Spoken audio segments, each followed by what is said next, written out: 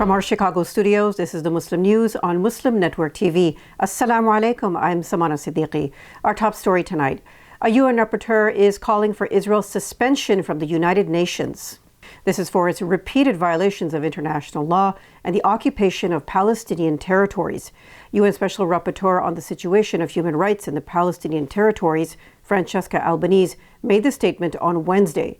She is recommending the General Assembly consider Israel's suspension until it ends violating international laws and withdraws its occupation. Albanese issued a report earlier this week accusing Israel of a systematic campaign of forced displacement, destruction, and acts of genocide against Palestinians in Gaza and the West Bank. In the report submitted to the UN General Assembly, Albanese described the long-term intentional state-organized forced displacement and replacement of Palestinians, particularly following its escalation of violence after October 7, 2023. The report focused on genocidal intent, contextualizing the situation within a decades-long process of territorial expansion and ethnic cleansing aimed at liquidating the Palestinian presence in Palestine.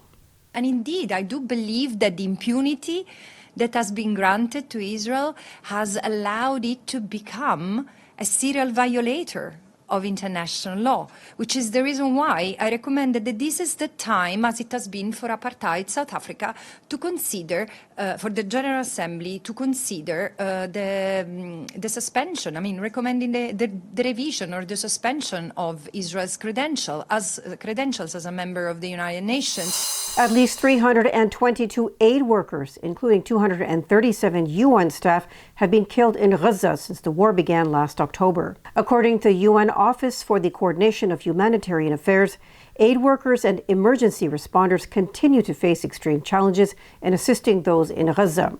Spokesman Stefan Dujarric said since the beginning of the month, at least 14 humanitarian workers and 4 health workers have been killed and others injured across Gaza, including some who were off duty.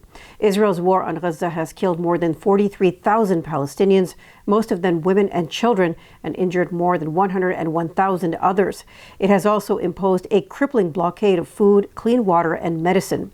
Israel stands accused of genocide against Palestinians at the International Court of Justice. Lebanese Parliament Speaker Nabih Berri confirmed on Wednesday that Lebanon has reached an understanding with U.S. envoy Amos Hochstein regarding a ceasefire with Israel. He stressed that no changes have been made to the text of the UN Security Council Resolution 1701.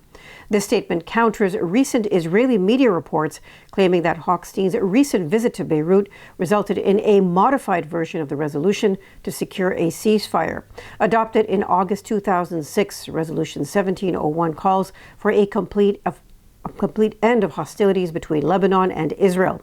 It also calls for the establishment of a demilitarized zone between the Israel-Lebanon boundary and the Litani River, allowing only the Lebanese Army and UN Peacekeeping Mission, or UNIFIL, to possess weapons and military equipment in the area. Berri noted that all ceasefire and deployment elements under Resolution 1701 are in place. He also said Lebanon is awaiting Hochstein's discussions with Israeli Prime Minister Benjamin Netanyahu on what has been agreed upon.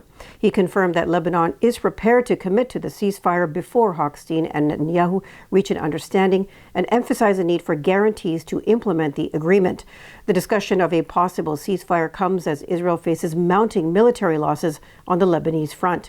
Israel expanded its war on Gaza by launching an incursion into southern Lebanon on October 1st. More than 3.5 million people live in U.S. territories, according to the most recent Census Bureau data. However, despite their citizenship status, Americans in Puerto Rico, Guam, the U.S. Virgin Islands, and Northern Mariana Islands cannot vote in the presidential election. Residents of American Samoa, another territory, are U.S. nationals rather than citizens, but they too will not be able to cast a ballot on November 5th. This restriction is part of a long-standing policy that lawmakers and nonprofit organizations such as the ACLU have often criticized. It all boils down to statehood and the U.S.'s unique electoral system.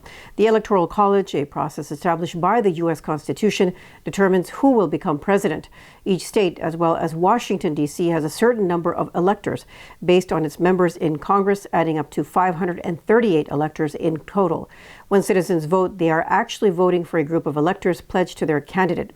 These electors meet in December to cast their official votes.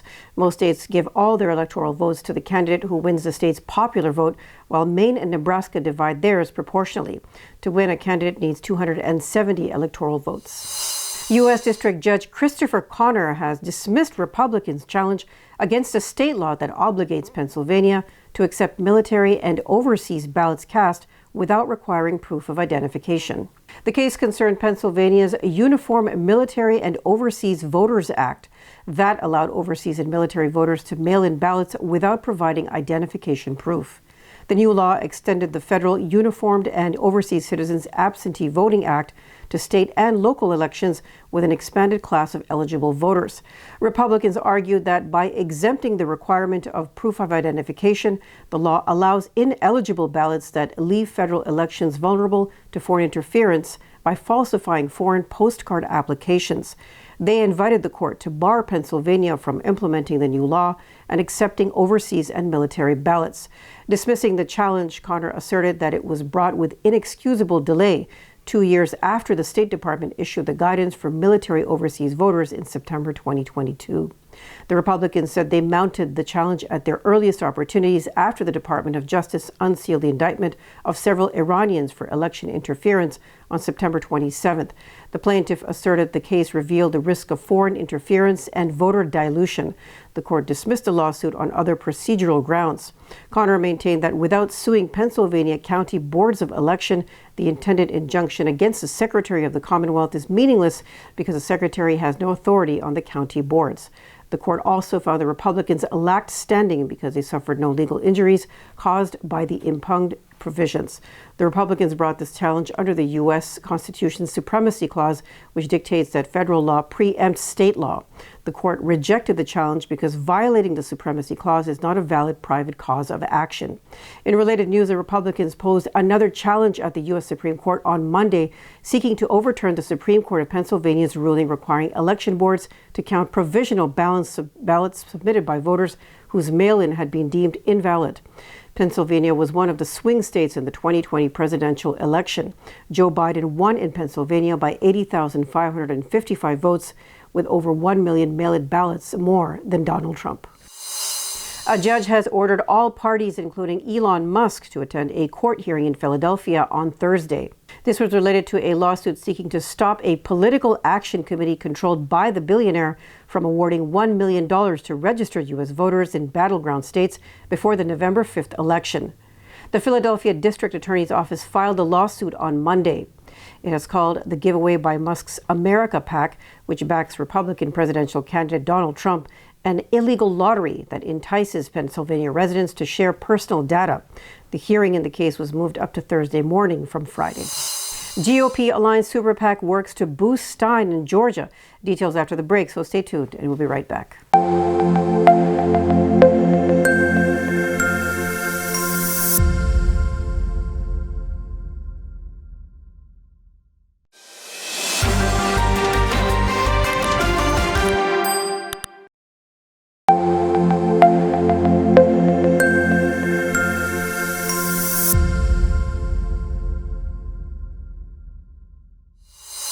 Welcome back.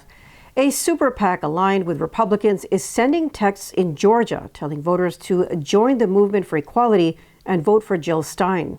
The American Environmental Justice PAC, which filed with the Federal Election Committee on October 1st, is urging voters to back the Green Party candidate. The text calls the two parties a uniparty and says you can count on Jill Stein. A user on social media platform X shared a screenshot of one text with a disclosure that it was paid for by the political action group.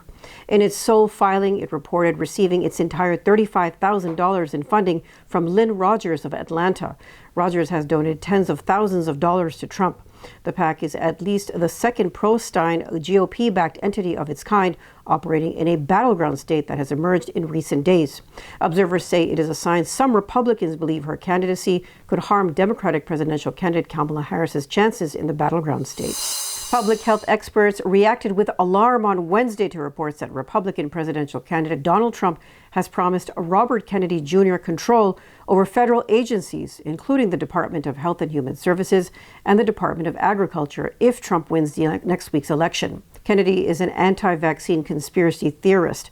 Experts say he has experienced disparagement of the safety and efficacy of vaccines, including for COVID-19, with attacks on the greed of the pharmaceutical industry.